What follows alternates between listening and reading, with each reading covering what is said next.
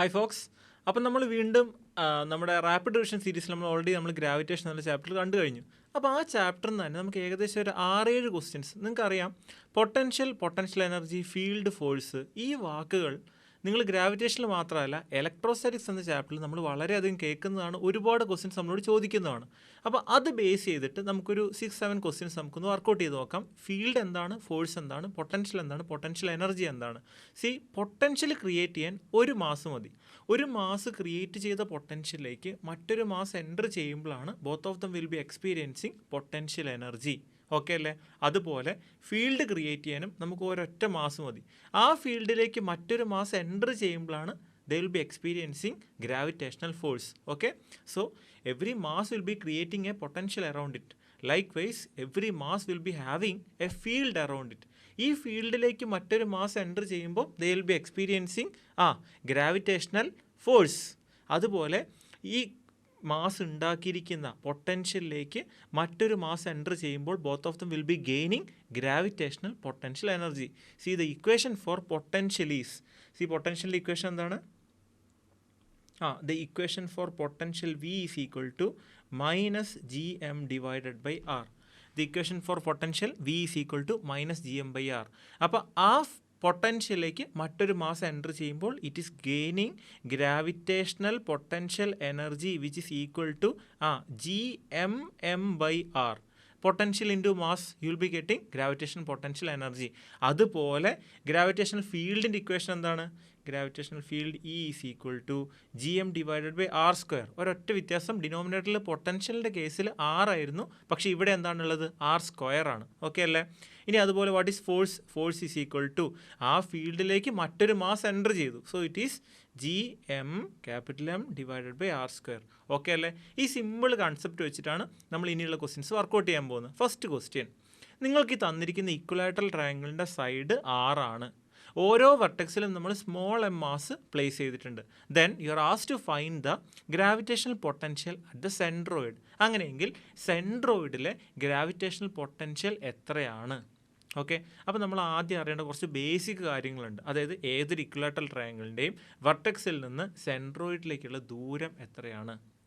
Equilateral ട്രയാങ്കിളിൻ്റെ വെർട്ടെക്സിൽ നിന്ന് സെൻട്രോയിഡിലേക്കുള്ള ദൂരം എത്രയാണ് ഇക്വലാറ്ററൽ ട്രയാങ്കിളിൻ്റെ വെർട്ടെക്സിൽ നിന്ന് സെൻട്രോയിഡിലേക്കുള്ള ദൂരം?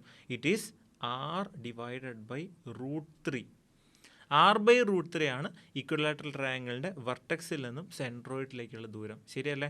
അപ്പോൾ എനിക്കിവിടെ 3 മാസുകളാണ് കിട്ടിയിരിക്കുന്നത്. ഇവർ ഓരോരുത്തരും സെൻട്രോയിഡിൽ ഉണ്ടാക്കുന്ന ഗ്രാവിറ്റേഷണൽ പൊട്ടൻഷ്യലിൻ്റെ സമ്മായിരിക്കും എന്ത്? Total gravitational potential at the centroid. ശരിയല്ലേ? So I have got mass 1, mass 2 and mass 3. അപ്പോൾ ഒരാൾ അവിടെ ഉണ്ടാക്കുന്ന പൊട്ടൻഷ്യൽ എത്രയായിരിക്കും? -gm ഡിവൈഡഡ് ബൈ ആ ഡിസ്റ്റൻസ് എത്രയാണ്? Distance from the vertex to the centroid. അതെത്രയാണ്? r/√3. ശരിയല്ലേ? ഇത് ഒരു മാസം ഉണ്ടാക്കുന്നയാൾ. അങ്ങനെ എത്ര പൊട്ടൻഷ്യൽ അവിടെ ഉണ്ടാകുന്നുണ്ട്? അങ്ങനെ 3 പേർ അവിടെ പൊട്ടൻഷ്യൽ ഉണ്ടാക്കുന്നുണ്ട്. So net potential is equal to 3 × -gm divided by r/√3. ശരിയല്ലേ? 3 × -gm ഡിവൈഡഡ് ബൈ r/√3 ആണ് കേട്ടോ. r/√3. അപ്പോൾ √3 മേലെ പോവും. So your answer is -3√3 gm divided by r. Okay, -3√3 gm by r. ഇതാണ് net gravitational potential at the centroid. കാരണം സെൻട്രോയിഡിലേക്കുള്ള ദൂരം r/√3 ആണ്. എനിക്കിവിടെ 3 മാസം ഉണ്ട്. ഒരാൾ അവിടെ ഉണ്ടാക്കുന്ന പൊട്ടൻഷ്യൽ എത്രയാണ്? -gm divided by r/√3. അപ്പോൾ √3 മേലെ പോവും. So you'll be getting the potential created by a single mass as -√3 gm by r. അതുപോലെ 3 മാസം വരുമ്പോഴോ -3√3 gm by r. ഓക്കെ, ഇവിടെ ഞാൻ ഡയറക്റ്റ് ആയിട്ട് ആഡ് മാത്രമേ ചെയ്തിട്ടുള്ളൂ. എന്തുകൊണ്ട് ഞാൻ ഡയറക്റ്റ് ആഡ് ചെയ്ത്? ഞാൻ വേറെ ഒന്നും ഇവിടെ നോക്കിയില്ല. ഡിസ്റ്റൻസ് എത്രയാണ് നോക്കി, മാസുകൾ എല്ലാവരും സെയിം ആണെന്ന് നോക്കി, and I directly added those potentials to get the potential at the centroid.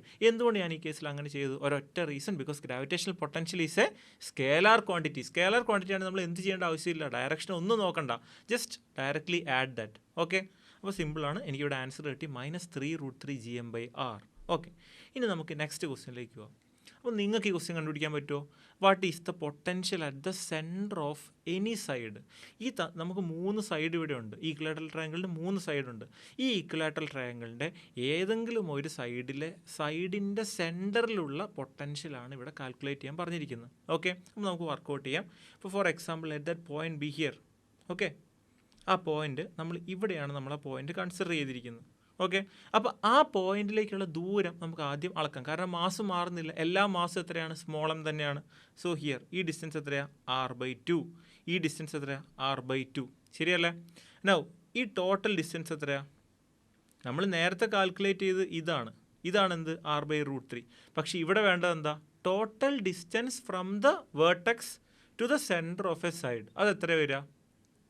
Okay, that distance is √3 r/2. ഇതൊക്കെ ബൈ ഹാർട്ട് ചെയ്യേണ്ട ആവശ്യമുണ്ടോ?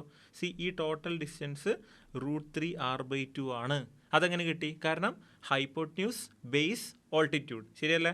അപ്പോൾ ഇവിടെ ഹൈപ്പോട്ന്യൂസ് r² മൈനസ് ബേസ് എത്രയാണ്? r/2 the whole square. അപ്പം r²/4. So you will be getting it as √3r²/4 and answer is √3 r/2. ശരിയല്ലേ? അപ്പം you are getting the height as √3 r/2, base r/2. ഇത്രയും മതി.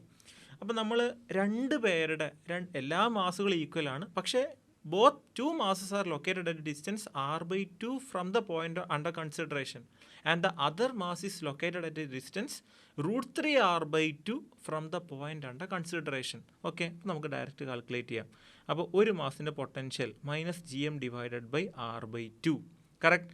പ്ലസ് ഡയറക്റ്റ് അഡീഷൻ ആണ്, കാരണം gravitational potential is a scalar quantity. അപ്പോൾ അടുത്ത -gm divided by r/2 plus last 3 പേരുടെ mass same ആണ്. So -gm divided by r/2 ആണോ? അല്ല. Now here you should calculate the distance from the vertex to the center of that point, and the distance from the vertex to the center of that point is √3 r/2. Okay, distance is √3 r/2. ശരിയല്ലേ? അപ്പോൾ എല്ലാ ഡിനോമിനേറ്ററിൽ നിന്ന് 2 അങ്ങോട്ട് പോകും, 2 മേലെ കയറി. So -2gm/r plus -2gm/r plus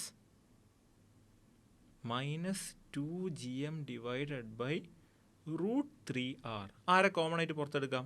okay, -2gm/r is taken as common outside. വേറെ ആരാളുള്ള? 1 + 1 + 1/√3. So it is 2 + 1/√3. Okay, so this is your answer. -2gm/r into 2 + 1/√3. Okay okay, ഇനി നമുക്ക് അടുത്ത ക്വസ്റ്റ്യനിലേക്ക് പോകാം. ഇത് വളരെ സിമ്പിൾ അല്ലേ? അപ്പോൾ പൊട്ടൻഷ്യലാണ് നിങ്ങളോട് ചോദിക്കുന്നതെങ്കിൽ നമ്മൾ എന്തുമാത്രം മനസ്സിൽ വെക്കുക? മാസ് എല്ലാവരും കാൽക്കുലേറ്റ് ചെയ്യുക. മാസ് ചില കേസിൽ ഡിഫറൻ്റ് ആയിരിക്കും, ചില കേസിൽ സെയിം ആയിരിക്കും. ഇവിടെ എല്ലാ കേസിലും മാസുകൾ സെയിം ആണ്. അപ്പോൾ നമ്മൾ അതിലധികം ടെൻഷൻ അടിക്കേണ്ട ആവശ്യമില്ല. എന്ത് മാത്രം നോക്കിയാൽ മതി? Calculating the distance from the point where the mass is located to the point under consideration.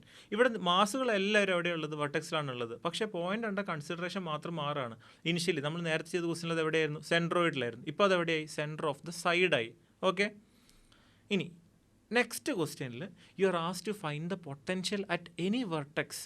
ഏതെങ്കിലും ഒരു വെർട്ടെക്സിലെ പൊട്ടൻഷ്യലാണ് നമ്മളോട് കാൽക്കുലേറ്റ് ചെയ്യാൻ പറഞ്ഞിരിക്കുന്നത്. അപ്പോൾ നമുക്ക് ഈ വെർട്ടെക്സിൽ തന്നെ പൊട്ടൻഷ്യൽ കാൽക്കുലേറ്റ് ചെയ്ത് കളയാം. ഓക്കെ, അവിടുത്തെ പൊട്ടൻഷ്യലാണ് നമ്മൾ കാൽക്കുലേറ്റ് ചെയ്യേണ്ടത്. ഓക്കെ, ഒരു മാസ് ഒരു പ്രത്യേക സ്ഥലത്ത് ലൊക്കേറ്റ് ചെയ്തു, എന്നിട്ട് നിങ്ങളോട് അവിടുത്തെ പൊട്ടൻഷ്യൽ കാൽക്കുലേറ്റ് ചെയ്യാൻ പറഞ്ഞു. That is not defined. Okay, അല്ലെങ്കിൽ അത് നമുക്ക് 0 ആയിട്ട് എടുക്കാം.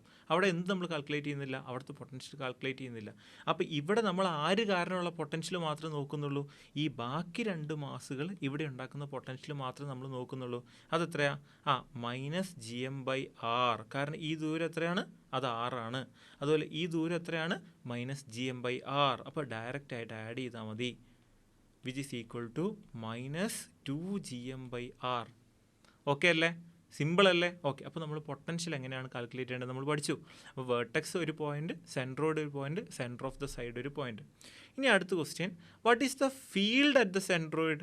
ഇവിടെ നിങ്ങളോട് ചോദിക്കുന്നത് what is the field at the centroid എന്നാണ് അല്ലേ. ഈ ഗ്രാവിറ്റേഷണൽ ഫോഴ്സ് എന്ന് പറയുന്നത് അട്രാക്റ്റീവ് ഫോഴ്സ് ആണോ റിപ്പൾസീവ് ഫോഴ്സ് ആണോ? ഇലക്ട്രോസ്റ്റാറ്റിക്സിൽ 2 ടൈപ്പ് ഫോഴ്സ് ഉണ്ട് അല്ലേ. Like charges will ripple each other and unlike charges will attract each other. അപ്പോൾ ഇലക്ട്രോസ്റ്റാറ്റിക്സിൽ നമുക്ക് അട്രാക്റ്റിംഗ് ഫോഴ്സും ഉണ്ട്, റിപ്പൾസീവ് ഫോഴ്സും ഉണ്ട്. പക്ഷേ ഗ്രാവിറ്റേഷനിൽ എന്ത് മാത്രമേ ഉള്ളൂ? അട്രാക്റ്റിംഗ് ഫോഴ്സ് മാത്രമേ ഉള്ളൂ. അപ്പോൾ ഫീൽഡ് എന്ന് പറയുന്നത് എപ്പോഴും പിടിച്ച് വലിക്കാനാണ് നോക്കുക. അതായത് ഏതൊരു പോയിന്റിലാണെങ്കിലും അവൻ്റെ അടുത്തേക്ക് അവിടെയുള്ള മാസിനെ കൊണ്ടുവരിക എന്നുള്ളതാണ് ആരുടെ ദൗത്യം? ഈ ഗ്രാവിറ്റേഷണൽ ഫീൽഡിൻ്റെ അല്ലെങ്കിൽ ഗ്രാവിറ്റേഷണൽ ഫോഴ്സിൻ്റെ പർപ്പസ് എന്ന് പറയുന്നത് അട്രാക്ഷനാണ്.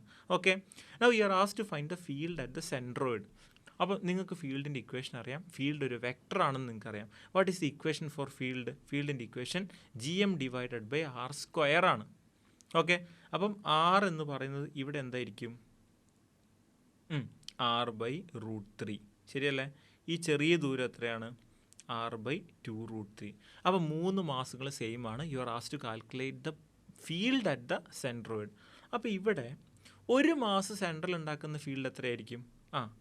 gm/r/√3 the whole square which is equal to 3gm/r².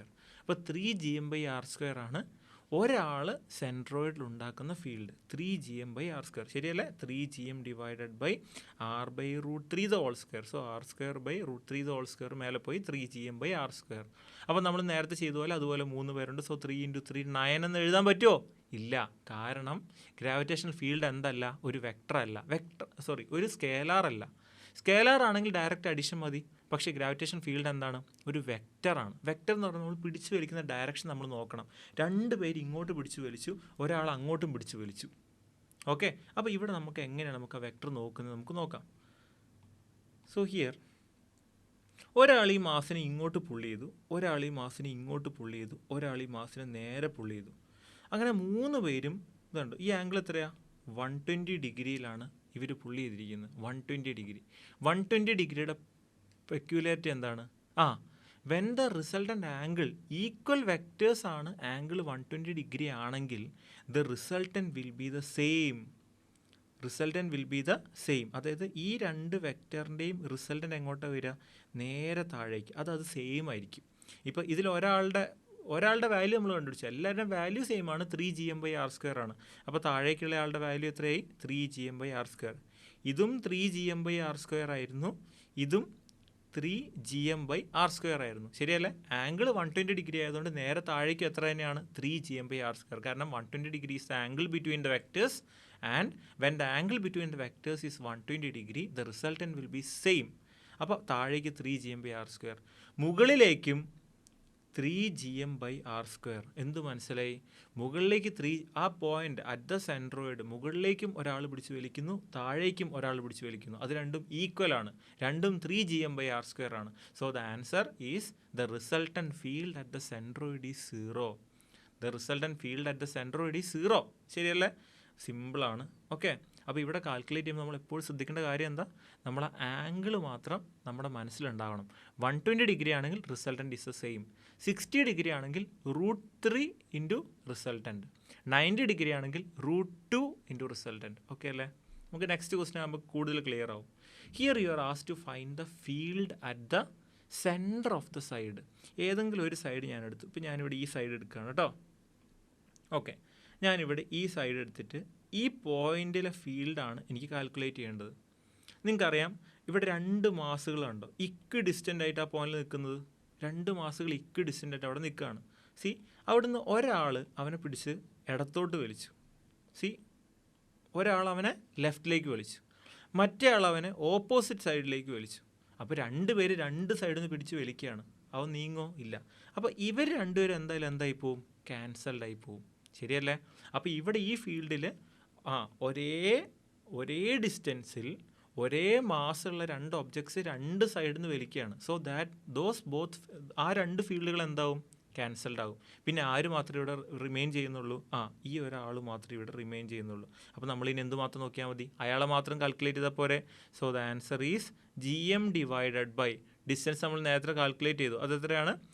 √3 r/2 the whole square which is equal to പറഞ്ഞോ 4gm divided by 3r². 4gm divided by 3r². Simple അല്ലേ? ഓക്കെ, അപ്പോൾ ഇവിടെ മനസ്സിലേക്ക് വരേണ്ട ഒരേ ഒരു കാര്യം എന്താണ്? ഇത് നോർമൽ സ്കേലാർ അഡീഷൻ അല്ല, ഇത് വെക്റ്റർ അഡീഷൻ ആണ്. Last question. Now field you are asked to find the field at any vertex. ഏതെങ്കിലും ഒരു വെർട്ടെക്സ് എടുക്കുക, അവിടുത്തെ ഫീൽഡ് കാൽക്കുലേറ്റ് ചെയ്യുക. നൗ നമുക്ക് ഈ വെർട്ടെക്സ് നമുക്ക് സെലക്ട് ചെയ്യാം. ഏത് വെർട്ടെക്സ്? ഏറ്റവും മുകളിലുള്ള ഈ പോയിന്റ് ഞാൻ കണ്ടുപിടിക്കുകയാണ്. സോ ഓക്കെ, അപ്പോൾ അവിടെയുള്ള ഫീൽഡാണ് എനിക്ക് വേണ്ടത്. നിങ്ങൾ നോക്കുക, ഈ മാസം എന്ത് ചെയ്യും? ഇവനെ പിടിച്ച് ഇങ്ങോട്ട് വലിക്കും. ഈ മാസം എന്ത് ചെയ്യും?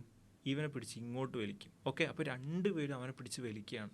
ഈ രണ്ടുപേരും പിടിച്ച് വലിക്കുന്ന ആ വലി, അതിൻ്റെ മാഗ്നിറ്റ്യൂഡ് സെയിം അല്ലേ? സെയിം ആണ്. അതെത്രയാണ്? GM/r². കാരണം ആ ദൂരം r ആണ്. സോ എനിക്ക് നിസ്സംശയം എനിക്ക് എന്തെഴുതാം? GM/r². അപ്പോൾ ഒരാൾ ഇങ്ങോട്ട് വലിച്ചു, ഒരാൾ ഇങ്ങോട്ട് വലിച്ചു. Now what is the angle between them? അതാണ് ഇവിടെ ഇമ്പോർട്ടൻ്റ്. വെക്ടർ അഡീഷൻ ആണ്. ഇത് ഇക്വലാറ്ററൽ ട്രയാങ്കിൾ ആയതുകൊണ്ട് ആംഗിൾ എത്രയാണ്? 60 ഡിഗ്രിയാണ്. ശരിയല്ലേ? 60 ഡിഗ്രിയിലാണ് വലിക്കുന്നതെങ്കിൽ റിസൾട്ടൻ വിൽ ബി, ഇത് ഈക്വൽ വെക്ടേഴ്സ് ആണെന്നുള്ള കാര്യം നിങ്ങൾ ഓർക്കണം. ഈക്വൽ വെക്ടേഴ്സ് അല്ലെങ്കിൽ നമുക്ക് ഇതുപോലെ 120 ഡിഗ്രി സെയിം, 60 ഡിഗ്രി √3 കൊണ്ട് മൾട്ടിപ്ലൈ ചെയ്യുക, 90 ഡിഗ്രി √2 കൊണ്ട് മൾട്ടിപ്ലൈ ചെയ്യുക. ഓക്കെ, അപ്പോൾ ഇവിടെ 60 ഡിഗ്രിയാണ്. എന്തുകൊണ്ട് മൾട്ടിപ്ലൈ ചെയ്യണം? √3 കൊണ്ട് മൾട്ടിപ്ലൈ ചെയ്യണം. Then you will get the resultant. So √3 × GM/r². ഇതാണ് താഴേക്ക് വരുന്ന ഫീൽഡ്. അപ്പോൾ ആ പോയിന്റിലെ ഫീൽഡ് എങ്ങോട്ടാണെന്ന് ചോദിച്ചാൽ ആൻസർ എങ്ങോട്ടാണ്? താഴേക്കാണ്. ഈ രണ്ട് പേരും പിടിച്ച് വലിക്കുകയാണ്. ആ മാസിനെ രണ്ടുപേരും പിടിച്ച് താഴേക്ക് വലിക്കുകയാണ്. പക്ഷേ അത് 60 ഡിഗ്രിയിലാണ് അവർ വലിക്കുന്നത്. അതുകൊണ്ട് അതിൻ്റെ റിസൾട്ടൻ്റ് എന്തായി പോയി? √3 × that vector. So that is the answer acting downwards. Okay അല്ലേ? അപ്പോൾ നമ്മളിവിടെ ശ്രദ്ധിക്കേണ്ട ഒരു കാര്യം, രണ്ട് വെക്റ്റേഴ്സ് തമ്മിലുള്ള ആംഗിൾ 120 ഡിഗ്രി ആണെങ്കിൽ റിസൾട്ടൻ്റ് എന്തായിരിക്കും? സെയിം ആയിരിക്കും. രണ്ട് വെക്റ്റേഴ്സ് തമ്മിലുള്ള ആംഗിൾ 60 ഡിഗ്രി ആണെങ്കിൽ റിസൾട്ടൻ്റ് എന്തായിരിക്കും? √3 × ദാറ്റ് വെക്റ്റർ. ഓക്കെ, അതുപോലെ രണ്ട് വെക്റ്റേഴ്സ് തമ്മിലുള്ള ആംഗിൾ 90 ഡിഗ്രി ആണെങ്കിൽ റിസൾട്ടൻ്റ് എന്തായിരിക്കും? √2 × ദാറ്റ് വെക്റ്റർ. ഓക്കെ അല്ലേ? സിമ്പിൾ അല്ലേ? Okay, done.